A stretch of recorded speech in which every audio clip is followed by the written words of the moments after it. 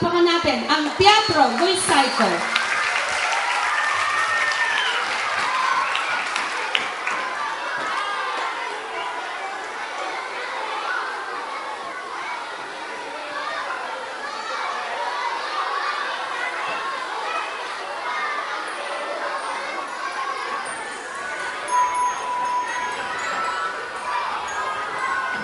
Limang taon na rin ako dito sa mundo.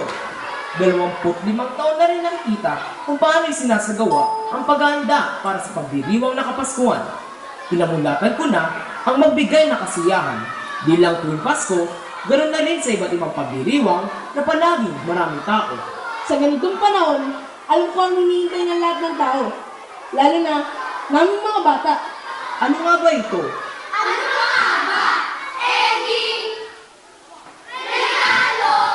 Talaga? Oo naman. Ikaw, nagbibigay ka ba ng regalo? Oo, syempre. Kaya lang, madalas sa regalo ko yung pagbibigay ng saya at aral. Clown ka ba o teacher? Di naman, konti lang. Gusto ko lang maging masaya at may matutunan ang mga bata sa binibigay kong regalo. Para ka palang nanay ko. Puro educational ang nire-regalo. Ang tatay ko naman, baril-barilan. Kahit Barbie ang gusto ko. Char, joke lang. Pero mas mahigit pa doon. Parang ikaw.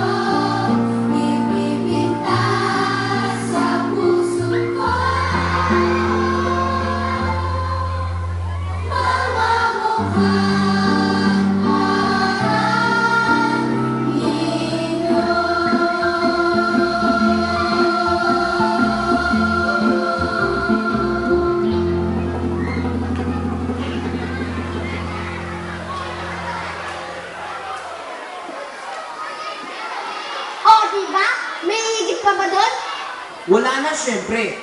Pero marami pa rin sa mga bata naghihintay ng regalo na manggagaling kay Santa Claus. Ano ba gusto nilang regalo?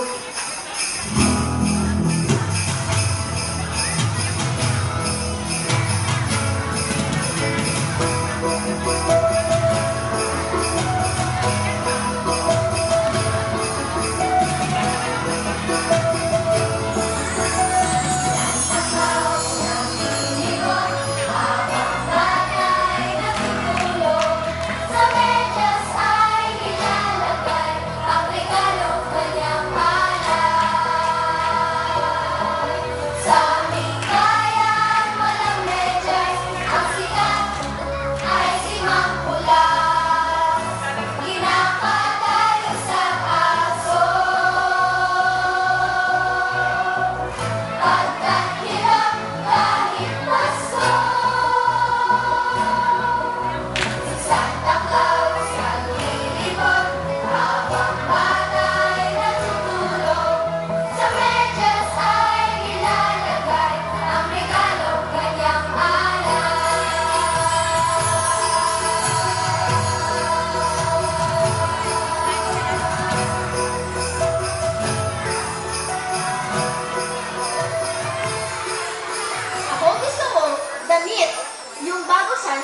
yung tama ang sukat at bagay sa akin. Kasi minsan, yung napapapunta sa akin, kung hindi man malaki, maliit.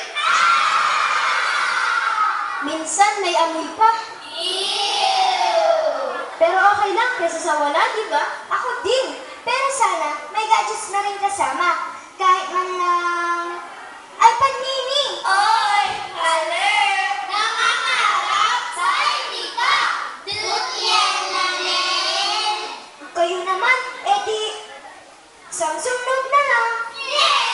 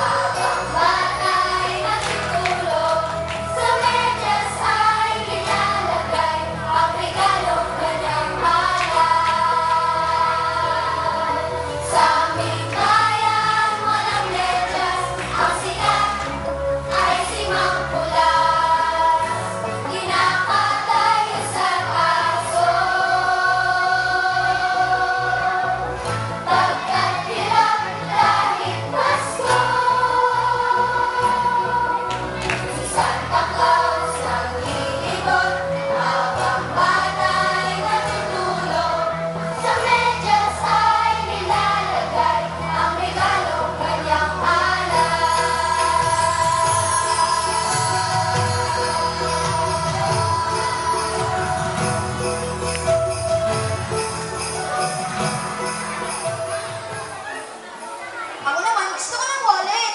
Wallet? Sabi kasi nila, kapag niregaluhan ng wallet sa Pasko, di daw mauubusan ng wallet? Ng laman ng wallet. Sana nga lang, may laman. Oo naman, malulutong pa. Nakakainayang gastusin, di ba?